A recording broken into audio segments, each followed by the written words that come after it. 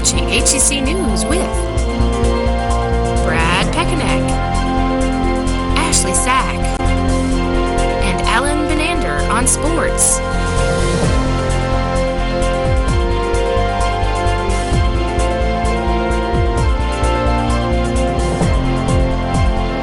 Hello and welcome to spring semester's first edition of HCC News. I'm Brad Pekanek. And I'm Ashley Sack. Here's what's making news around Hutchinson.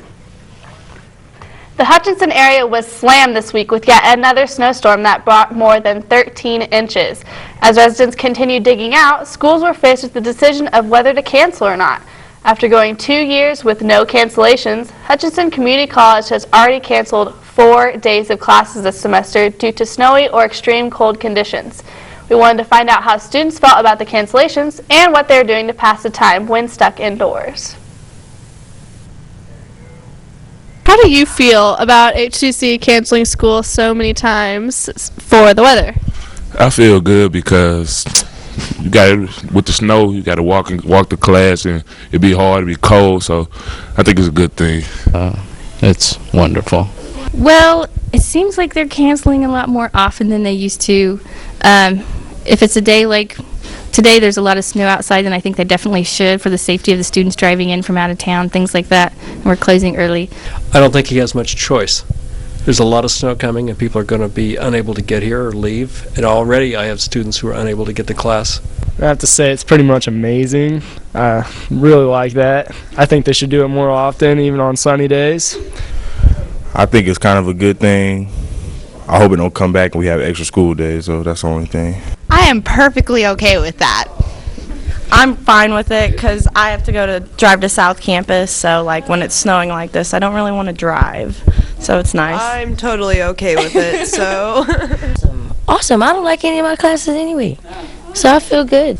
I think that first, it needs to be done today, but we are paying for the classes, so we're kind of paying for not going right now. I'm a little mad right now about not going to fire classes, but because that's my major. So, do you think they should cancel for the cold temperature? Yeah, probably. That should be taken into consideration. If they can't keep the heat going in the classrooms, yeah, but otherwise, no. I'm from St. Louis, so I'm used to the cold weather, but for the cold weather, I don't think they should cancel. But for snow, yeah, because snow really a problem with cars you driving. But for the cold weather, no, not at all. We should ask. I think, when it gets to negative temperatures, they should cancel because that's kind of dangerous. But, it's a couple of digits. It's okay. I think for cold temperatures, just because we do have to walk, like if we live in the dorms, we have to walk from the dorms here, and if it's, -2 with the wind chill of -15, like that's just, it's not pleasant at all, so. Especially since we can't park in this parking lot, so we can't drive. No.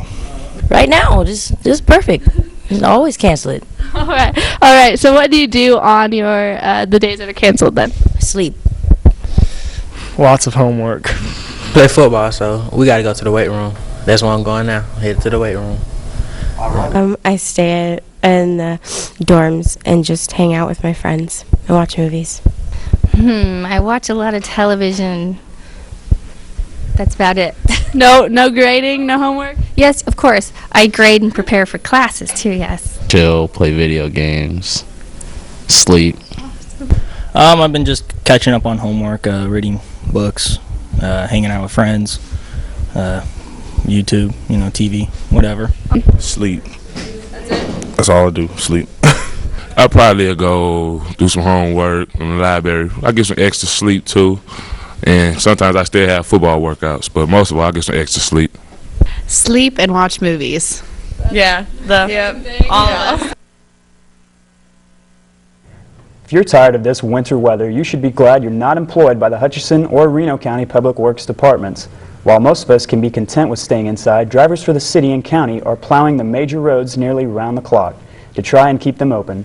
Heading into the storm that hit Kansas on Tuesday, Hutchinson had plowed through about $31,000 of the $38,000 it budgeted for the entire year for salt, brine, and calcium chloride, 3 commodities it takes to de-ice streets once the snowfall has stopped. The snow has been the cause of several accidents on the Kansas Turnpike. On Wednesday, 2 semi-trucks rolled over within a few hundred feet of each other on a stretch of the turnpike by Wellington. The trucks, one carrying grain and the other carrying potatoes, spilled their loads onto the road and left crews cleaning up the mess for hours. These and other accidents Wednesday should remind drivers to slow down and pay attention to the road, or just stay home unless absolutely necessary. The Manhattan City Commission, or MCC, has approved a controversial ordinance that adds sexual orientation and new definition of gendered identity to its anti-discrimination policy. Tuesday's vote came after several residents testified in favor and in opposition to the ordinance, which has drawn considerable comment and controversy since it was introduced. The Commission passed the ordinance on a 3-2 vote, making Manhattan the second city in the state to protect people from discrimination based on their sexual orientation. How much longer will we still have music in schools? On Monday, February 7th, Governor Sam Brownback signed an order to eliminate the Kansas Arts Commission and replace it with a private organization to raise funds. Brownback said the cost-cutting move would save taxpayers $600,000 in the next fiscal year, but the Arts Commission said its elimination would cost the state millions of dollars in lost matching funds and revenue created by arts and culture. Brownback stated that the cut is needed to protect funding of the core functions of state government. Under the proposal, Kansas would lose $778,200 in direct funding from the National Endowment for the Arts and $437,767 in indirect grants and services from the Mid-America Arts Alliance, according to the Arts Commission. In addition, the Commission said arts and culture generate more than $15 million in state and local revenue. In world news, the huge demonstration in Cairo, Egypt's Tahrir Square on Tuesday is the sharpest reminder yet for President Hosni Mubarak's regime that the protest movement is not being worn down. The growing numbers of people involved in the protest have reached the thousands, as this puts even more pressure on the Egyptian president to leave office. The protests, dating back to January 25th, were begun due to the country's growing corruption, stagnation, and brutality. The demonstration has grown with each day, and it looked as though Mubarak's regime was about to disassemble. However, the president and his organization aren't going down without a fight, as they are now pushing back. As of now, no resolutions have been made by either party. So, Ashley, it looks like we're due for a slight warm-up this weekend.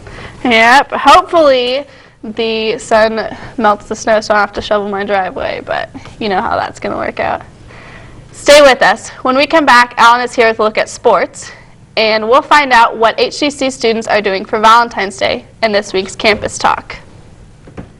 If you're looking for an exciting career but don't know where to start, look no further than the Broadcast and Media Technology program at Hutchinson Community College. Housed in a former television studio, Building 12 is just a few blocks north of our beautiful main campus. Inside, you'll find classrooms utilizing the latest technology. Get real-world experience producing weekly programming for our local cable channel. With classes from radio production, video editing, broadcast news, videography, reporting to script writing, there's truly something for everyone. So whether you're interested in being in front of the camera or behind the scenes, the Broadcast and Media Technology program at Hutchinson Community College is ready to give you a head start towards an exciting career. For more information, please call 620-665-3433 or visit us on the web at hutcc.edu. Welcome back to HCC News. I'm Alan Benander, and these are your sports. The Blue Dragon men's basketball team has been on a slide as of late, including a recent 76-62 loss at Garden City. Despite starting out with a 17-0 record and achieving a #1 ranking in the nation, Hutchinson has dropped 5 of their last 8 games, including the past 3, bringing their record to 20-5 overall and 6-5 in the Jayhawk West. Freshman Mark Braden led the Dragons in the loss with 18 points and 9 rebounds. HCC will obviously look to turn the momentum around with their next coming games. It was a different story for the Lady Dragons basketball team as they rolled to a 92-51 win over Garden City Monday. Freshman Jackie Patterson led the team with 20 points and 8 rebounds. The Lady Dragons, ranked 14th in the nation, now have a record of 23-2 overall and 10-1 in the Jayhawk West. Another Super Bowl has come and gone, and the Lombardi Trophy is going home, so to speak. It was the Green Bay Packers hoisting the trophy over their heads Sunday night, as they defeated the Pittsburgh Steelers 31-25. Quarterback Aaron Rodgers was named the MVP of the game as he went 24 for 39 passing with 304 yards, 3 touchdowns, and no interceptions. Quarterback Ben Roethlisberger was the stat leader for the Steelers as he went 25 for 40 passing with 263 yards, 2 touchdowns, but he also had 2 costly interceptions, including one that was returned for a touchdown. In other Super Bowl news, roughly 400 fans are filing a lawsuit against the NFL and the Cowboys for buying tickets to the game yet having nowhere to sit. Roughly 1,250 fans arrived at the game to find their seats were deemed unsafe and were still under construction. And while the NFL scrambled and found seats for about 850 of the fans, 400 were still left being forced to watch the game from standing room locations around the stadium.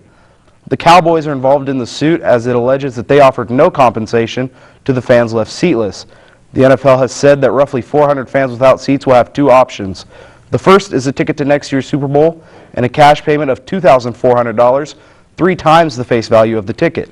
The second is a ticket to any future Super Bowl, along with round-trip airfare and hotel accommodations. And that's all I have for sports this week. Now let's send it back over to the anchors. Thanks, Alan. Valentine's Day is this coming Monday. We wanted to ask students what they had planned for the romantic day in this week's Campus Talk.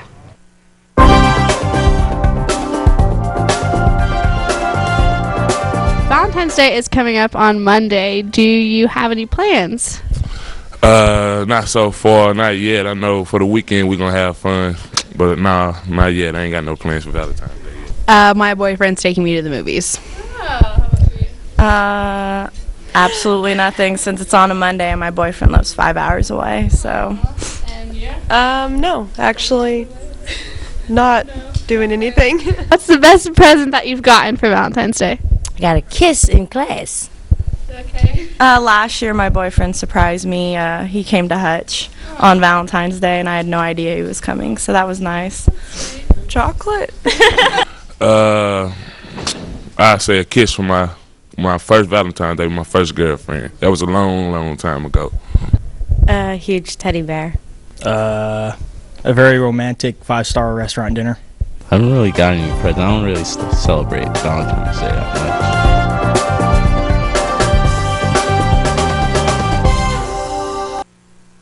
So, do you guys have anything special planned for Monday and Valentine's Day? I say I'm going to plan a good steak dinner. Go that route. Nice. How about you? You know, as of now, nothing special. I mean, it could always change, but it's looking like it's going to be another day. Maybe make a nice dinner. We'll see what happens. Same for me. I don't have any plans yet. Yeah. Well, that will wrap it up for this week's show. For HCC News, I'm Brad Pekanek. I'm Ashley Sack. And I'm Alan Benander. Make it a great week. HCC News is produced by the Broadcast and Media Technology program at Hutchinson Community College. For more information or to submit a story idea, please call 620-665-3433